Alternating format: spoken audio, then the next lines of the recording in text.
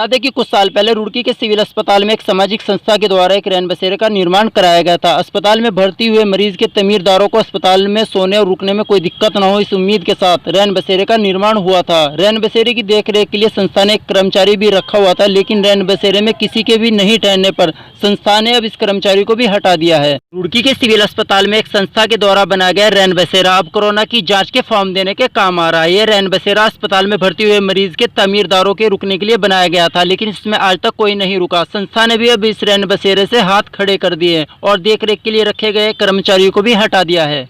अस्पताल में कोरोना की जांच के लिए फॉर्म दिए जाते हैं। वहीं अस्पताल के सीएमएस डॉक्टर संजय कंसल का कहना है कि इस रैन बसेरे में कोई नहीं रुकता, क्योंकि जो भी मरीज अस्पताल में भर्ती होते हैं वो आसपास के रहने वाले होते हैं, या तो वो अपने घर चले जाते हैं या फिर मरीज के पास वार्ड में ही रुक जाते हैं।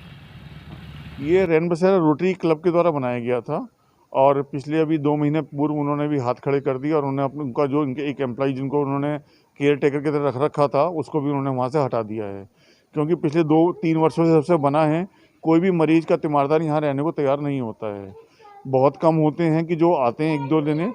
और जो हमारी ये आइसोलेशन क्लिनिक चल रही है, फ्लू क्लिनिक हमारी, वो सुबह 9 से लेकर 2-3 बजे तक है।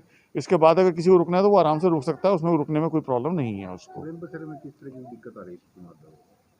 नहीं, कोई परेशानी नहीं आ रही किसी को, कोई रहना चाहता ही नहीं है वहाँ पर, क्योंकि सब यूजली रुड़की और रुड़की के आसपास के लोग हैं, तो सब अपने घर चले जाते हैं तीमारदार, या एक आध जो होता है वो वार्ड में रुकना पसंद करता है मरीज के पास ही।